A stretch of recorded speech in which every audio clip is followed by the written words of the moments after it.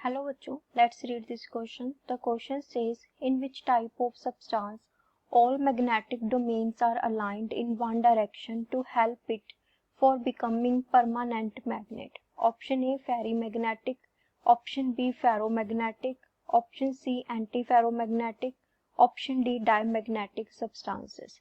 The key concept for this question is magnetic domain. Now, what is the magnetic domain? A region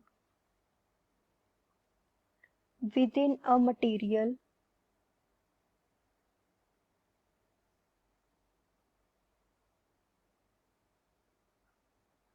in which magnetization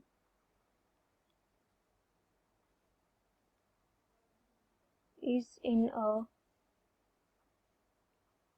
uniform direction. तो magnetic domain क्या होता है? It is basically a region, मतलब कोई area है जिसमें जो magnetisation है वो एक पर्टिकुलर डायरेक्शन में होती है. अब हमसे क्या पूछा गया है कि हमारे पास वो कौन सा सब्सटेंस है जिसकी जो मैग्नेटिक डोमेन्स है सारी वो एक डायरेक्शन में हो जाती हैं और वो परमानेंट मैग्नेट बन जाता है. तो इसके लिए हम चेक करते हैं ऑप्शंस. सबसे पहले हमारे पास option A which is ferrimagnetic substances.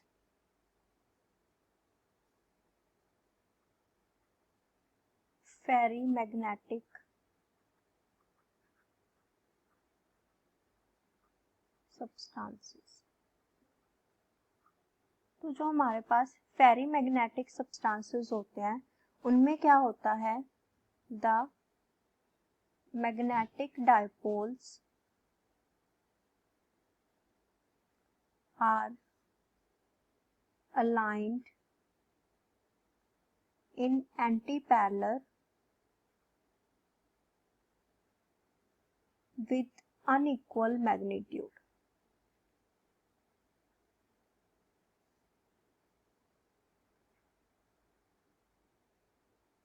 तो जो हमारे फेरीमैग्नेटिक सब्सटेंसेस होते हैं उनमें क्या होता है, जो डायपोल्स हैं वो क्या होती हैं? एंटी पैरेलल अरेंज होती हैं, लेकिन उनका मैग्नीट्यूड इक्वल नहीं होता.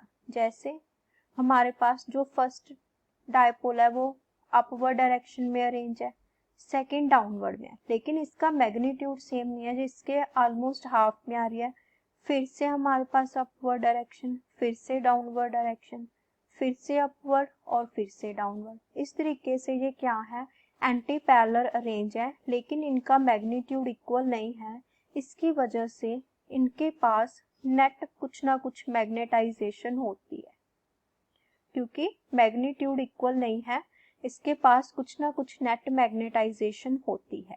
लेकिन ये हमारे पास एक ही डायरेक्शन में अरेंज नहीं है, बल्कि एक दूसरे के एंटी पैरेलल है. हमसे क्वेश्चन में बोला गया है कि जो एक ही डायरेक्शन में अरेंज हो जाती है, तो ऑप्शन ए हमारी क्या होगी? इनकरेक्ट होगी. नेक्स्ट हमें बात करें हमारे पास फेरोमैग्नेटिक सब्सटेंसेस की. तो ऑप्शन बी है हमारे पास फेरोमैग्नेटिक सब्सटेंसेस. तो जो हमारे पास फेरोमैग्नेटिक सब्सटेंसेस हैं इनमें क्या होता है? The magnetic dipoles are aligned in parallel direction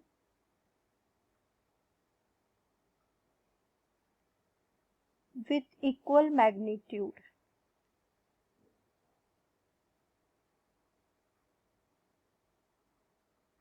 Under magnetic field. तो जब हम वैसे तो जो फेरोमैग्नेटिक सब्सटेंसेस है हमारे पास उनमें जो डायपोल अरेंज होती है वो क्या होती है? डिफरेंट डायरेक्शन में होती है. लेकिन अगर हम उनको मैग्नेटिक फील्ड के अप्लाई कर देते हैं तो जो फेरोमैग्नेटिक सब्सटेंसेस हैं उनकी जो डायपोल है वो एक ही डायरेक्शन में अरेंज हो जाती हैं.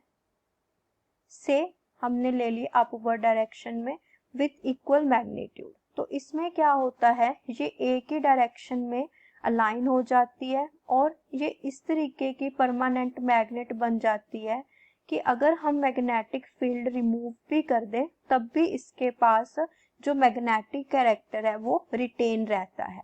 तो इसका मतलब फेरोमैग्नेटिक सब्सटेंसेस में हमारे पास जो डायपोल हैं वो एक ही डायरेक्शन में अरेंज होती हैं under the influence of magnetic field and क्या बन जाती हैं, परमानेंट मैग्नेट। तो ऑप्शन बी हमारा क्या हो गया, करेक्ट आंसर हो गया, फेरोमैग्नेटिक सब्सटेंसेस। अब चेक करते हैं ऑप्शन सी, एंटी फेरोमैग्नेटिक। जो एंटी फेरोमैग्नेटिक सब्सटेंसेस हैं ये बेसिकली फेरी मैग्नेटिक सब्सटेंसेस की तरह ही होते हैं, जिनमें जो डायपोल्स हैं वो क्या होती हैं, are aligned in opposite direction. Ferri में भी हमारे पास ऑपोजिट डायरेक्शन में ही थी, बट इसमें क्या डिफरेंस आएगा, बट विद इक्वल मैग्नीट्यूड। फेरी में क्या था, हमारे पास अनइक्वल मैग्नीट्यूड था, लेकिन जो एंटी फेरो मैग्नेटिक है उनमें जो मैग्नीट्यूड है वो क्या होगा, इक्वल। इसमें क्या होगा, एक की डायरेक्शन अपवर्ड तो दूसरे की downward, upward downward upward downward, लेकिन इसमें जो मैग्नीट्यूड है हमारे पास वो क्या है, सेम है। तो एंटी फेरोमैग्नेटिज्म है जो हमारे पास, उसमें जो नेट डायपोल है वो क्या हो जाती है, जीरो हो जाती है। तो ये भी ऑप्शन हमारी इनकरेक्ट होगी। लास्ट ऑप्शन बचती है हमारे पास diamagnetic substances. So option D है डायमैग्नेटिक सब्सटेंसेस। जो डायमैग्नेटिक सब्सटेंसेस हैं उनमें क्या होता है, under the influence of magnetic field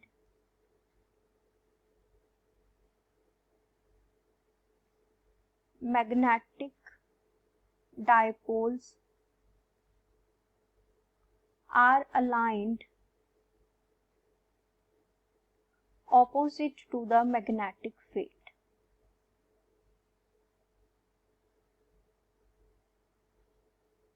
तो इसमें क्या होता है कि जो हमारा डायमैग्नेटिक सब्सटेंस है उसमें जो हमारे पास, अगर हमारा मैग्नेटिक जो फील्ड है